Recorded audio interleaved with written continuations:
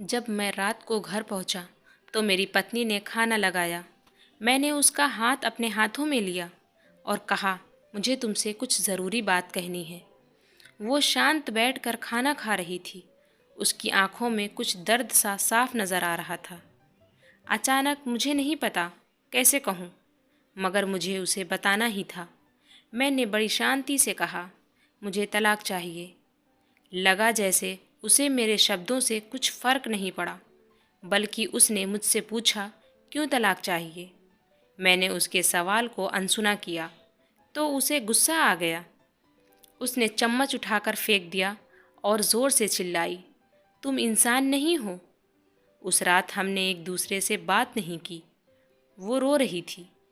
मुझे पता था कि वो जानना चाहती थी कि आखिर ऐसा क्या हुआ जो हमारा रिश्ता टूटने की कगार पर आ गया। पर मेरे लिए उसके सवालों का जवाब दे पाना नामुमकिन था।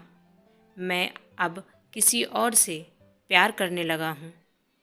अब मुझे उससे प्यार नहीं रहा। मैंने उसे उसके बरसों के प्यार की सज़ा दी थी।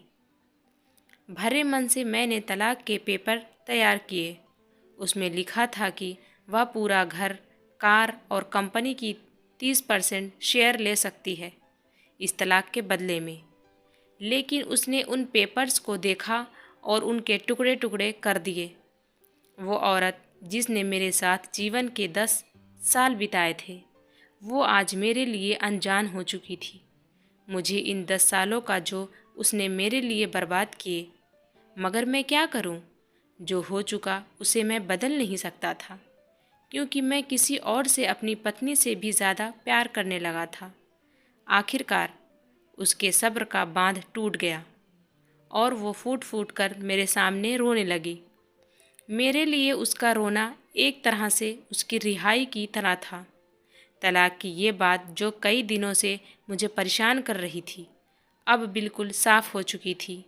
अगले दिन मैं घर काफ़ी लेट गया। मैंने देखा कि वो टेबल पर बैठकर कुछ लिख रही थी। मैंने शाम का खाना नहीं खाया था, लेकिन फिर भी मैं सीधे ऊपर जाकर अपने कमरे में सो गया, क्योंकि पूरा दिन प्रिया के साथ रहने और कई जगह घूमने के बाद मैं थक गया था। वो शायद रात को उसी टेबल पर लिखते लिखते सो गई थी। सुबह उसने तलाक देने की शर्तें बताई। वो मुझसे कुछ भी लेना नहीं चाहती थी। उसे सिर्फ तलाक से पहले 1 महीने का समय चाहिए था। उसने आग्रह किया कि इस 1 महीने में हम दोनों वही पुराना वाला जीवन जिएं जितना संभव हो सके, क्योंकि आने वाले महीने में हमारे बेटे की परीक्षा है। वो नहीं चाहती थी कि हमारे टूटे रिश्ते का प्रभाव उसकी पढ़ाई पर पड़े। मुझे भी यह ठीक लगा, मगर वो कुछ और भी चाहती थी। जैसे शादी के दिन मैं उसे उठाकर अपने शयन कक्ष तक ले गया था, उसी तरह हर रोज़ 1 महीने तक मैं उसे शयन कक्ष से उठाकर मुख्य द्वार तक ले जाऊं। मुझे लगा यह पागलपन है, मगर इन आखिरी दिनों को थोड़ा अच्छा बनाने के लिए मैंने उसकी यह शर्त स्वीकार कर ली। मैंने प्रिया को अपनी पत्नी की सभी शर्तें बताई। वो हंसने लगी। उसे लगा मेरी पत्नी कितनी भी करी तरीके अपना ले, तलाक होना तो तय है।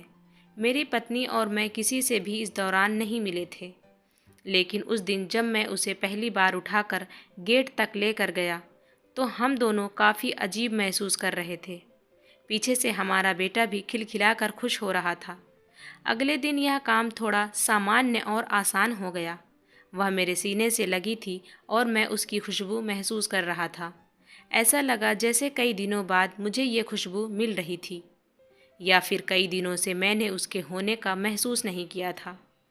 पहले जितनी उसमें वो कसाव थी, अब और चेहरे पर कुछ हल्की झुर्रियाँ नज़र आ रही थी और बाल भी सफ़ेद होने लगे थे। ये वही औरत थी जिसने अपने जीवन के 10 साल मुझे समर्पित कर दिए थे। चौथे दिन जब मैंने उसे उठाया तो वो पुरानी रोमांच लौटने लगी थी। 5वें और छठे दिन वो पुराना प्यार फिर जागने लगा। मैंने प्रिया को इस बारे में कुछ नहीं बताया था। अब उसे उठाना और आसान हो गया था। शायद हर रोज़ यह सब करने का मैं आदी हो गया था। एक दिन वह अपनी पसंद की साड़ी निकाल रही थी, लेकिन कुछ खास नहीं ढूंढ पाई। उसने सांस भरते हुए कहा कि उसके सारे कपड़े बड़े पड़ने लगे हैं। तब मुझे पता चला कि वह काफ़ी दुबली हो गई है और इसीलिए मैं उसे आसानी से उठा पा रहा था। मेरे दिल को एक झटका सा लगा। उसने अपने दिल में काफ़ी सारा दर्द छुपा रखा था। पता नहीं कैसे मैं आगे बढ़ा और उसके सिर को छू कर देखा। अचानक हमारा बेटा आया और बोला कि पापा, ये तो मम्मा को उठाकर बाहर ले जाने का समय हो गया है। उसके लिए अपने पापा द्वारा मम्मा को इस तरह उठाकर ले जाते हुए देखना जीवन का अभिन्न हिस्सा बन गया था। मेरी बीवी ने हमारे बच्चे को बुलाया और ज़ोर से उसे गले लगा लिया। मैंने अपना चेहरा दूसरी तरफ कर लिया। मुझे लगा कहीं मैं अपना निर्णय न बदल लूं।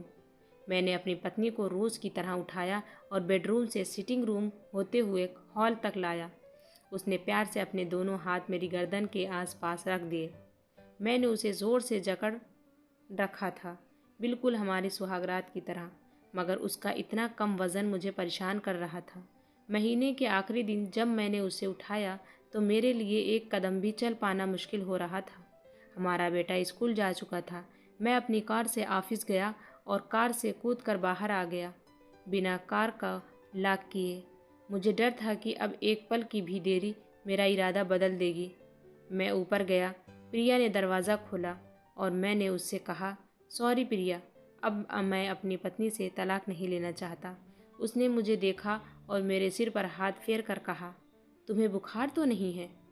मैंने उसका हाथ हटाया और कहा, सॉरी प्रिया, अब मुझे अपनी पत्नी से तलाक नहीं चाहिए।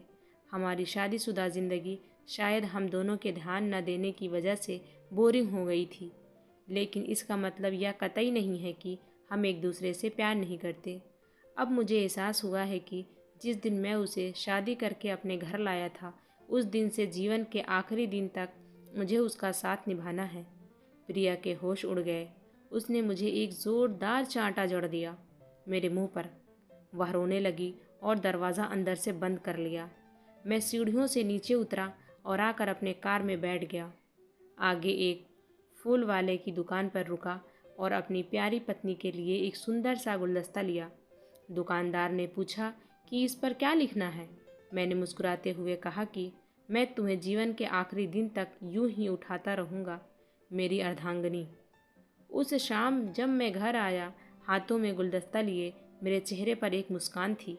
मैं ऊपर अपने कमरे की तरफ भाग कर गया, लेकिन तब तक वह मुझे छोड़कर इस दुनिया से जा चुकी थी, हमेशा के लिए। वो कई महीनों से कैंसर से लड़ रही थी, लेकिन मैं प्रिया के साथ इतना खोया हुआ था कि कभी ध्यान ही नहीं रहा। उसे पता था वो जल्दी ही मुझे छोड़कर जाने वाली है, इसलिए वह मुझे और मेरे बेटे के रिश्ते को टूटने से बचाना चाहती थी। मैं नीचे उसे तलाक लेना चाहता था, लेकिन फिर भी उसने मुझे अपने बच्चे की नज़रों में एक प्यारा पति और पिता बना दिया था। जीवन की छोटी छोटी बातें रिश्तों में बहुत महत्व रखती हैं। बड़ा घर, बड़ी कार और बैंक बैलेंस से खुशियाँ का हिस्सा ज़रूर बन सकते हैं, मगर अपनों के बिना इनकी कोई कीमत नहीं है। अगर यह कहानी पसंद आई हो तो लाइक शेयर करें। मेरे चैनल पर पहली बार आए हैं तो दोस्तों, मेरे चैनल को सब्सक्राइब करना ना भूलें। धन्यवाद।